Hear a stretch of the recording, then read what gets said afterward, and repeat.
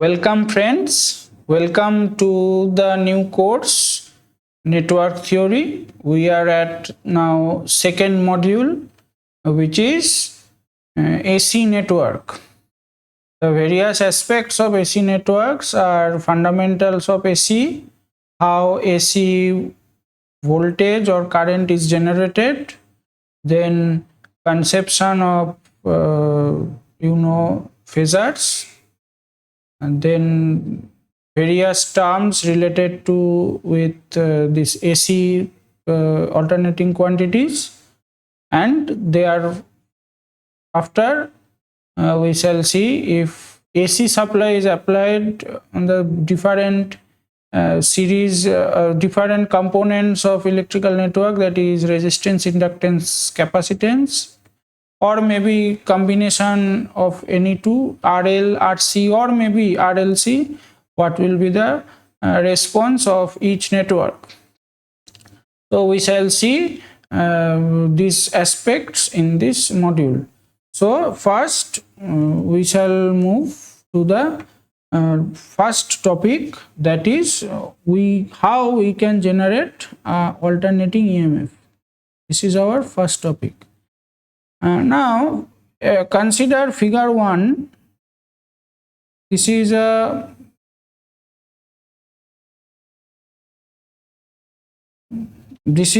North Pole. This is a permanent magnet, North Pole, and this is South Pole. And you have a rectangular coil PQ like this, and these red arrows are field lines.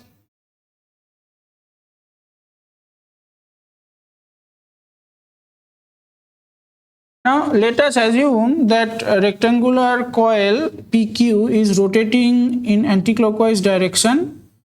It's the coil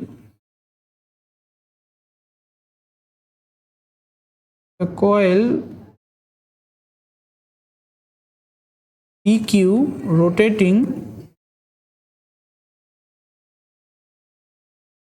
in counterclockwise manner.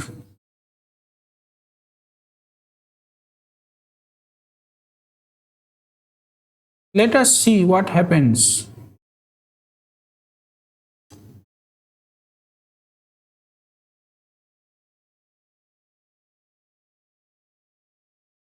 We have the angular velocity is omega.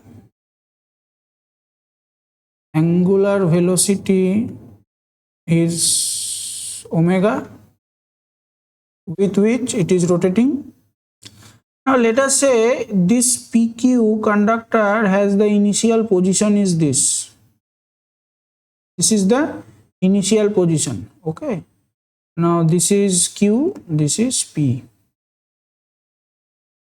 Now it is, as it is rotating in the anticlockwise rotation, so at that instant the instantaneous velocities will be directed along these directions respectively by these arrows. Now as you can see that since the field lines are in these directions and velocities are in this direction, okay, due to this, so the net flux cut is 0. Net flux cut is 0 at position number 1. At position 1. So let us say this is position 1. Now after some time t, it is now at this position. Okay, at this position the conductor is at this position. After some time t, it is made an angular rotation. This angle is theta. Theta is equal to omega t. So after some angle theta, it is now placed at position number 2. Now the instantaneous velocities will be directed along this direction. One is this, another one is this. Now, if this angle is theta, or some other angle, let us say this is theta, then this component is this sine component. Let us say this is V sine theta, and let us say this component is V cos theta. Now you see this V cosine component is exactly parallel to the original field or field lines. However, the V sine component, that is the velocity, sine component of the velocity, is cutting the flux right now. Since they are actually 90 degree to each other, that means this V sine theta, that is the sine component of the velocity vector, is now cutting the flux. So it is due to this fact we can assume that, or we can think that, after by some rotation by an angle of theta, some EMF is induced in the coil, whereas at position 1 there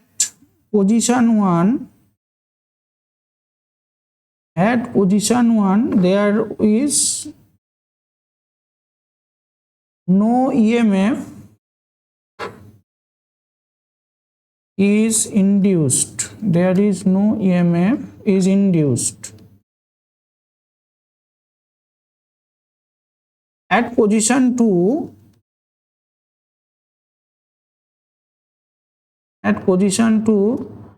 there is some EMF.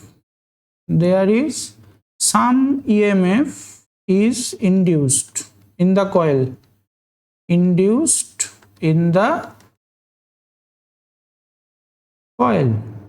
And due to this sine component of velocity, V sine theta. Now let us say after some time, let us say this conductor is now placed at this position. Let us consider. Let me rub all these things.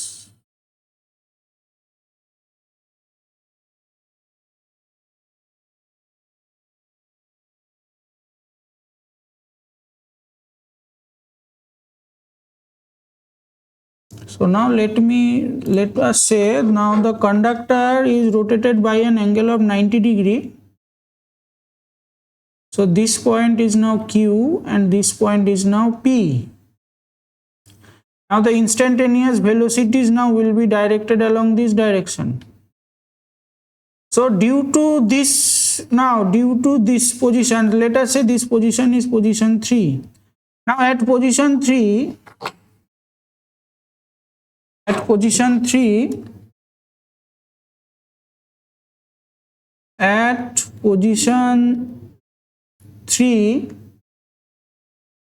there is highest or maximum EMF is induced. Why? Because you see the entire velocity component is now cutting the flux. So at position 3, there is highest or maximum EMF induced in the coil. So from these 3 instances, what we can observe is that if we start from position 1, at position 1 EMF was 0. So at position 2 EMF have some value. However, at position 3 EMF have some value, but it is maximum value. It is a maximum value. Okay, it is the maximum EMF. Now after some time, let us say it is rotated by some another angle. Let us say this is the 4th position of the coil. this is the fourth position of the coil. Let us say this is Q and this is P. So instantaneous velocities are in this direction and this direction. So again you see this is the sine component is contributing, sine components are contributing. So this is V sine theta. So this is V sine theta. So again, so from the maximum value, so if from 90 degree it again rotates by some angle further, then from the maximum value at position 4, now EMF starts decreasing. EMF induced in the coil decreases, because some part, only the sine component is cutting the flux.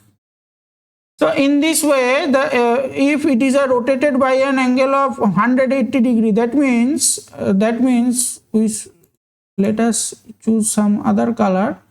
Let us say this angle, this position, that is the position 5. Position 5, that is the just opposite of position 1. That means position 1 it is P and Q. Now position 5, this point is P and this point is Q. So position 5 is the instantaneous velocities are this and this, position 5. So again there is no flux cutting component. So at position 5,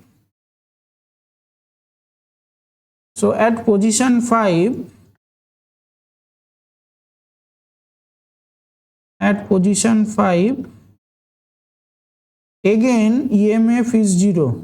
EMF is 0. So in this way we can observe that, we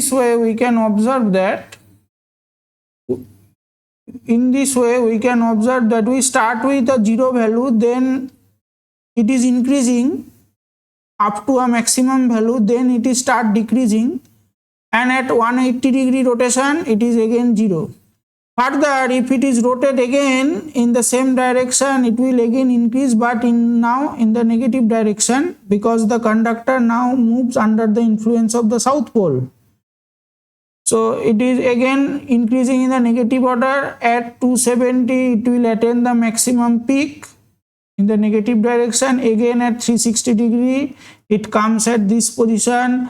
So in this way, for one complete rotation of the coil, we are getting a wave shape of like this. So it is 0. So for 90 degree rotation we are getting the maximum value, maximum EMF, EM. Now at pi, that is the 1/2 rotation of the conductor, we are getting again 0 EMF.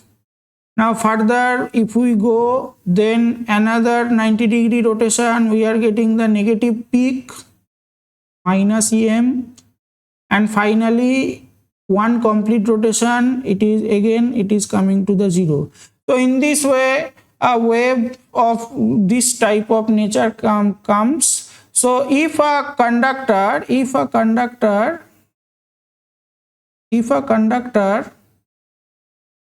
rotating in this fashion, if a conductor is rotating in this fashion,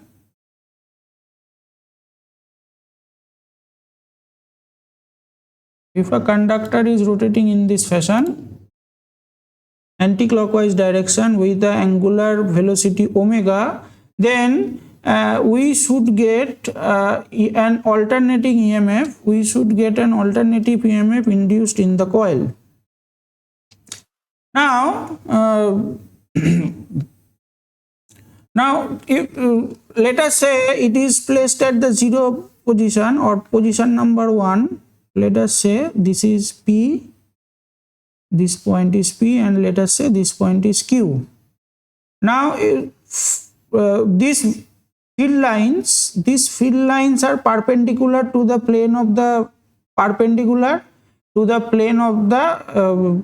conductor, right? This is perpendicular to the plane of the conductor. So This is the plane of the conductor. This is the plane of the conductor. Okay, this is the plane of the conductor, and this becomes the field lines.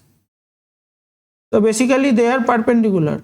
So at a certain degree, or at a certain any position, any arbitrary position, by an angle of theta, if it is rotating by an angle of theta which is equal to omega t, then that component of flux which is perpendicular to the the perpendicular to the plane of the conductor. So if this is the flux line, and if this becomes the plane of the component, this is the plane of the conductor, so this is the flux line. So the plane of the component, this component is nothing but phi m cos omega t, phi m cos omega t, because this angle is theta, So that is equation 1 for us. That is, the component of the flux perpendicular to the plane of the coil is equal to phi m cos omega t. It is the cosine component. Now, as per the Faraday's law of electromagnetic induction, EMF induced is equal to minus n d phi dt. So from there, if you put ddt of phi, which is equal to phi m cos omega t, we are getting n phi m omega sin omega t, which is equal to Vm sin omega t. So we are getting a EMF equation, E or V, whatever it is, equal to Vm sin omega t. So which is exactly depicting this figure. At 0 we are 0 potential or 0 EMF.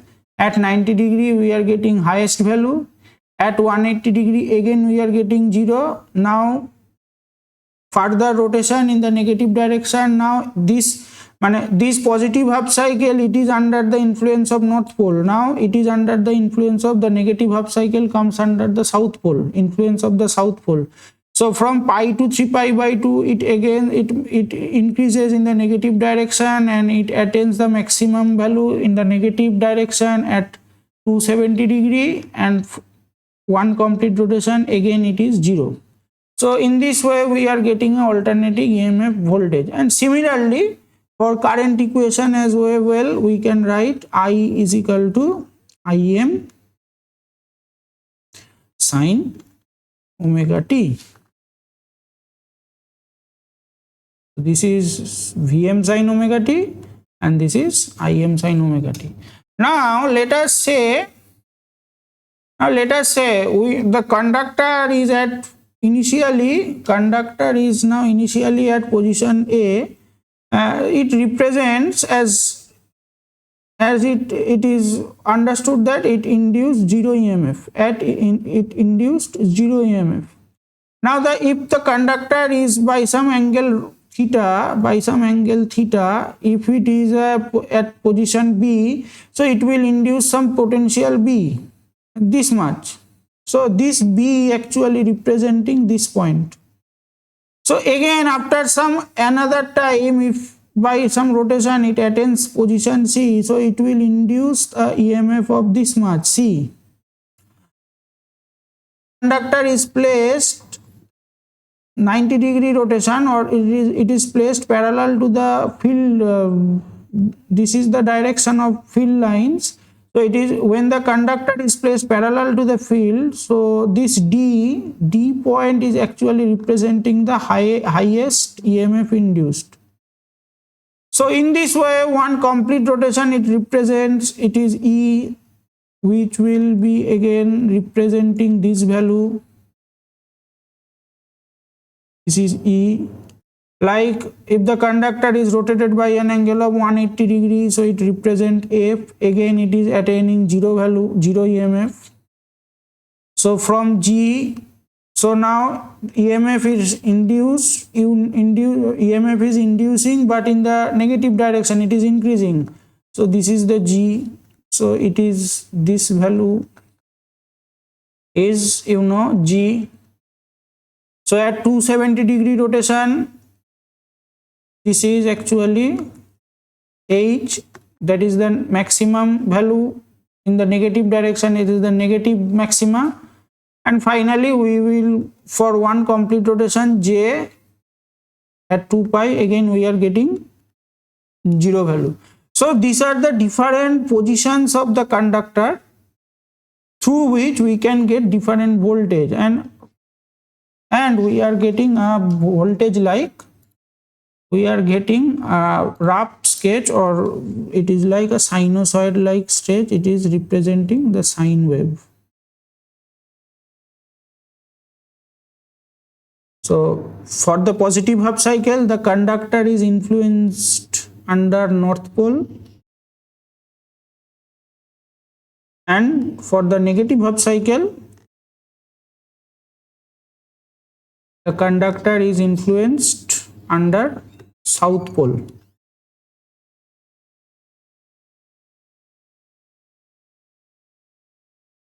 So we are getting this sine wave as the output of the rectangular coil rotation. This is how an alternating EMF is generated.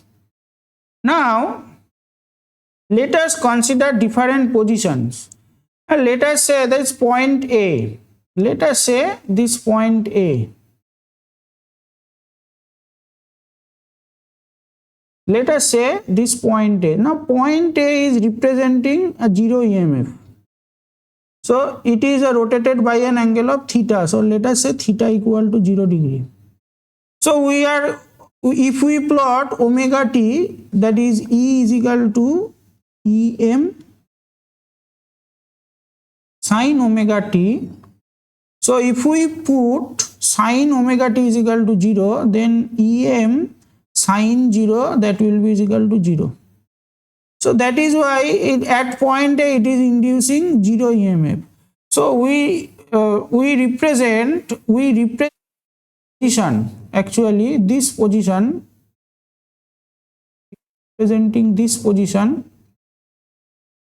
as reference phasor. We representing this position as the reference phasor. We represent its magnitude by EM and angle with 0. Okay, because it is a reference position, it is the starting position, it has not, the conductor hasn't rotated yet. Now let us say B, we have B point. So what we are getting? So let us say this position is, let us say this is the reference position. E at some angle. So let us say this point B, it is representing 30 degree. Now since it is rotating in a anti-clockwise rotation, now any anti-clockwise rotation is considered to be the positive rotation. So if this is the, this is the reference phasor, now with respect to this reference, now this phasor, that means if this is the O, now OB phasor is represented by OA. Okay, but it is a leading, it is rotated by an angle of 30 degree in positive direction. That is why the phasor notation of point B, equivalent of point B, is given by this: E is equal to EM angle 30 degree. It is reference. However, point B representing the 30 degree rotation in the positive direction, that is why this angle comes 30 degree. Now similarly, if the point C represents, if the point C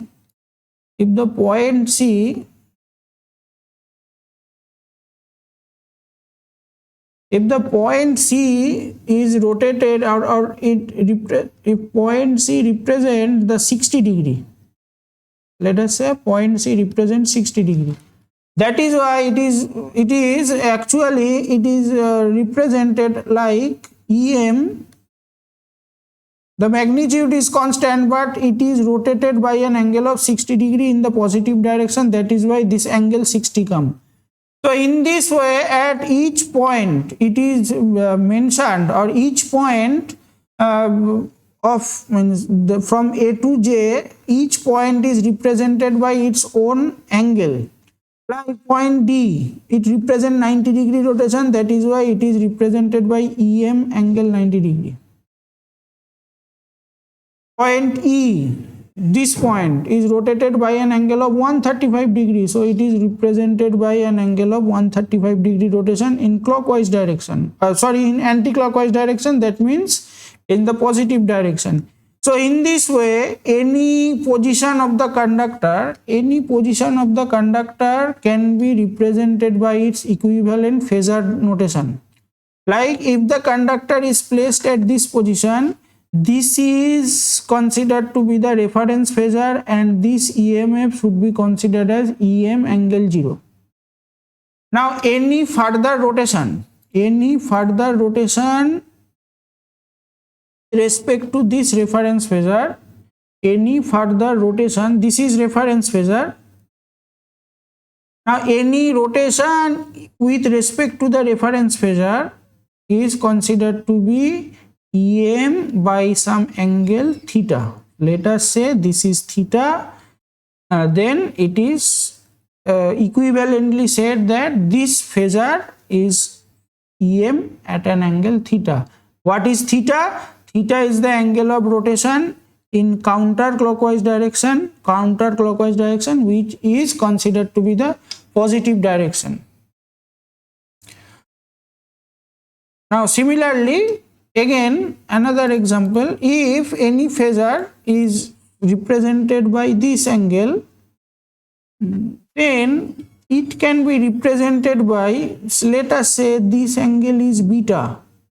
Now in the negative direction, let us say it is negative direction, that is clockwise manner. So this symbol, this is denoted by EM minus beta.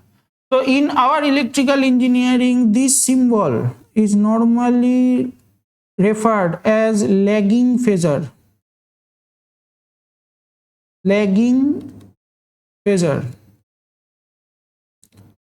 Now these phasors are normally referred as the leading phasor.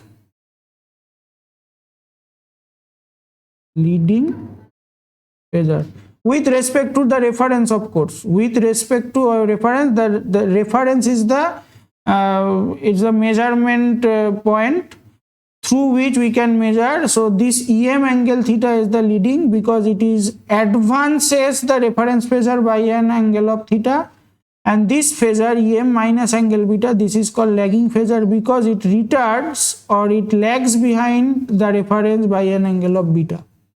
So in this way, every position of the conductor can be represented by its equivalent phasor notation. Now let us have some definition regarding the alternating voltage or alternating or sinusoidal wave. So this is the sinusoidal wave. In x-axis we have omega t, in y-axis we have magnitude. Now what is first term is amplitude. What is amplitude? Amplitude is it represents the peak value. It represents the peak value of the sinusoidal waveform. That means at this point is the peak value. So this represent normally, this is represented normally by a term EM.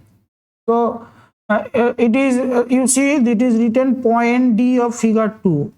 Let us see, this is figure 2, this is the point D. So this point is the peak value, or it is the amplitude. So normally we write this equation is written by E is equal to EM sine omega t. This EM refers to be the magnitude or amplitude of the alternating wave. So this is amplitude. Okay, it is that it's nothing but it is representing the peak value. So moving on to the next term, instantaneous value. Now from 0 to 360 degree,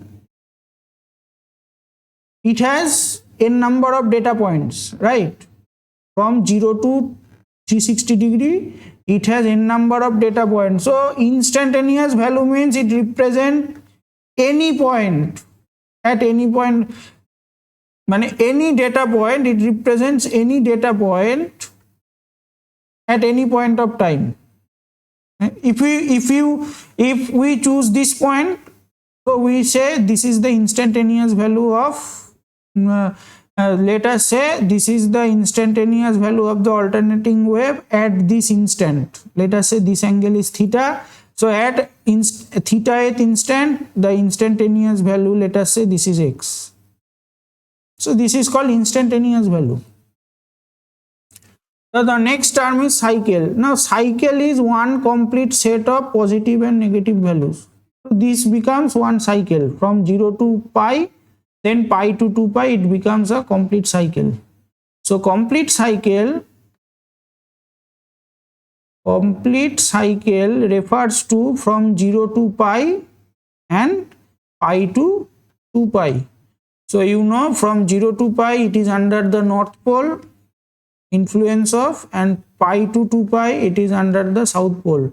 So one positive cycle, one negative cycle, total it completes one cycle. Now time period, what is time period? Time taken, that means this time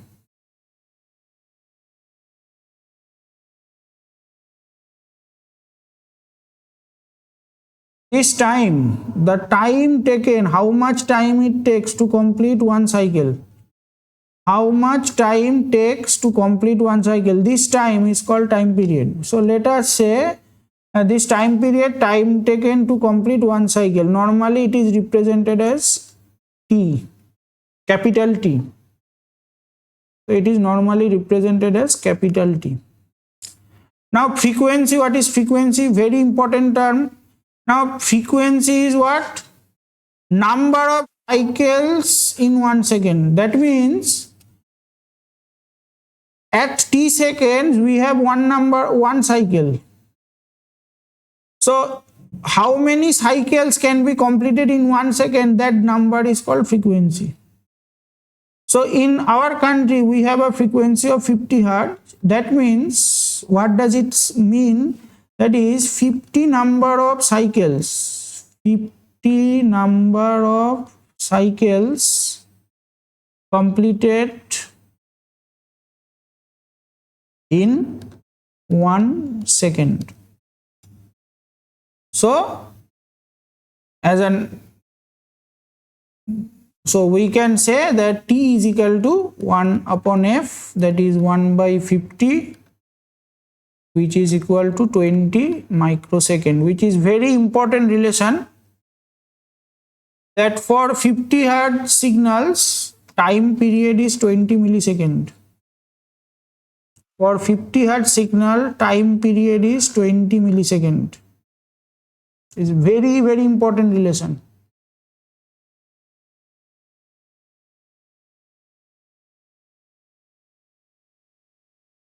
Now next, phase. Now it represents a time status. It represents a time status that has elapsed from 0 position of reference. Okay, let us consider figure 3. Let us consider this blue wave. It is starting from 0. Now the red wave is not starting from 0, but it has starting, or let us say yellow wave. If you extend in the reverse direction, so yellow wave is started from here. So it represents, so the starting point or the starting timing of these two waves are not same. So yellow represent one phase, that is called Y phase, and B represent blue phase, and R represent R phase. So there are 3 phases in our system. So at a time status of an alternating quantity that has elapsed from zero position of reference, that means it represents the different time instant at which it starts. Now finally, we have some more terms. Let us say we have average value. What is average value? The mean value or a mean value of an alternating quantity. What is mean value? If we have an average, if you have an alternating quantity like this, what is the average value of this? That means summation of all the data divided by total time, that is 2 pi. Now for an alternating quantity, whatever be the positive half cycle, then that is equal to the negative half cycle. That is exactly repeats. So average value of an alternating quantity is always 0. How the mathematically it can be proved? Let us see. So let us say we have I is equal to we are going to calculate the average value of a current. So my equation is Im sin omega t d omega t. So you know that is alternating quantities are normally represented as I, that is Im sin omega t. So this Im sin omega t is written here and it should be integrated over d omega t. Now integration over complete cycle, so 0 to 2 pi. So integration, the lower limit is 0, upper limit is 2 pi. Now if you, this is the summation, then what should be the average value? So you should divide the entire summation by 1 by 2 pi is the entire span. So the integration of sin omega t is equal to minus cos omega t. Now if you put limit, so it will give you the result 0. Cos 2 pi is equal to 1, cos 0 1, so 1 minus 1 0. So the average value of an alternating quantity is 0. Mathematically it also can be proved. The basic reason behind it, because the net area, net positive area, net positive area is equal to net negative area. They're exactly same. That is why positive and negative cancels out each other. So net area is 0. So it is very important relation that average value or mean value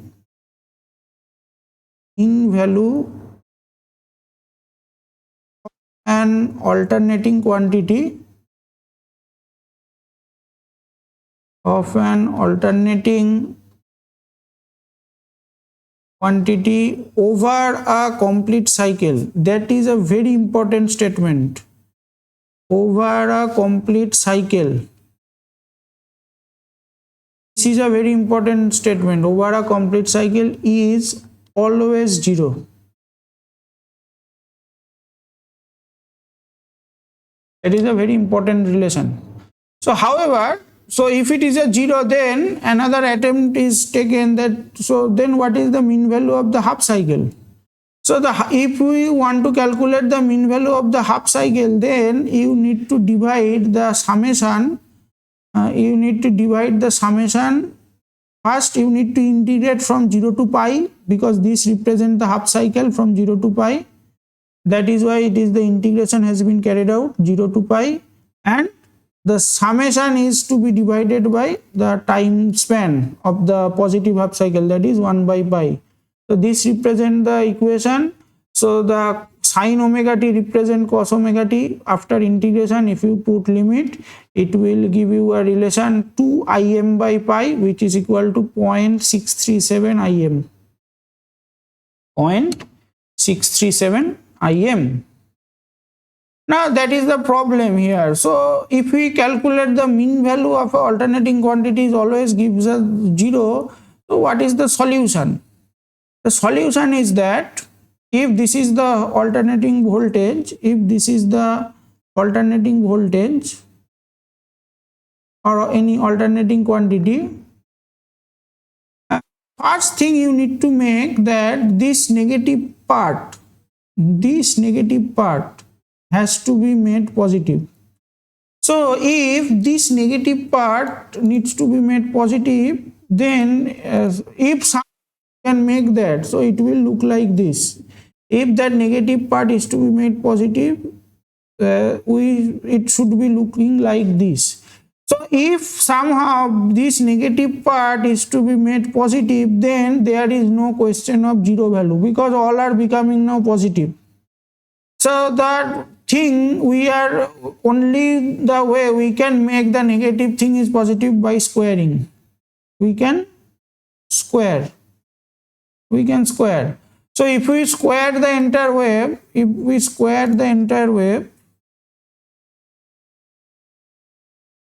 the positive remains positive, negative becomes positive.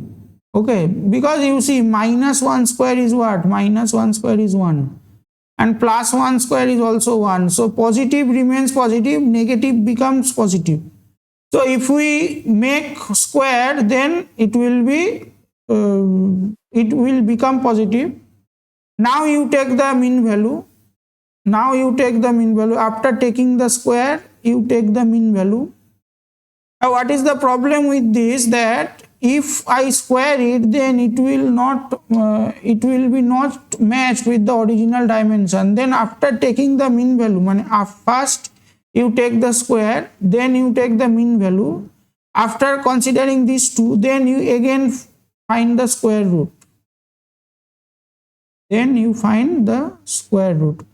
So these three alternative altogether collectively called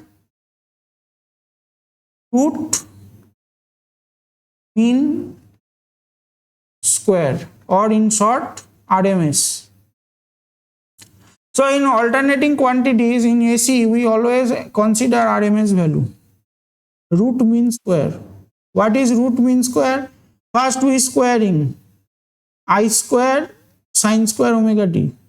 Then we are calculating the average value, mean value. So we are integrating from 0 to 2 pi. Here it is 0 and here it is 2 pi. Then we are taking the average 1 by 2 pi. Then after calculating such, we are taking again the square root of whole thing. So this is called RMS value. So if we calculate the RMS value, so it will become, now sine square omega t can be written as half into 2, that means 2 sine square omega t becomes 1 minus cos 2 theta. Now this cos 2 theta will become 0, because cos 2 theta integration 0 to pi cos theta d theta is 0, because it is the cosine curve. The cosine curve looks like this. So again, for the cosine curve, the positive part is equal to negative part. So for sine and cosine, if we integrate over a complete cycle, it will be 0. So that is why cos 2 theta d theta over a complete cycle 0 to 2 pi is 0. So that is why we are calculating the RMS value. So this cos 2 theta terms vanishes. Then Im square coming outside, so it will be 2 into 2, 4. So square root 4, it is 2. So Im by 2. Now 1 by pi, if you take this one outside of the square root, it will become 1 by root pi. Now d theta, integration d theta 0 to 2 pi. Now integration becomes 2 pi and the result is root pi. So this root 2 pi is this. So if you solve, it will become Im by root 2, which is equal to 0.707 Im. So that is the RMS value of an alternating quantity. It is very important. RMS value of an alternating quantity, that is Im by root 2. What does it signify? What does it signify? If you have the peak value, that is Im, if you divide it with root 2, then you will get RMS value. So this is the relation between RMS and peak. So peak value divided by root 2 will be the RMS value. That is the result. Now what is the crest factor or peak factor? It is the definition wise, it is given by the peak value divided by RMS value. It is the crest factor is given by peak value by RMS value. So peak value is Im and RMS value is Im by root 2. If you substitute, then it will become root 2. So it will be 1.414. So this is the crest factor of an alternating quantity is 1.414. Another important factor is called form factor. What is form factor? Form factor is defined by RMS value to the average value. Now RMS value just calculated, it is Im by root 2 and average value is 2Im. 2Im by pi it should be. Not 2Im, it is 2Im by pi. We shall show later on.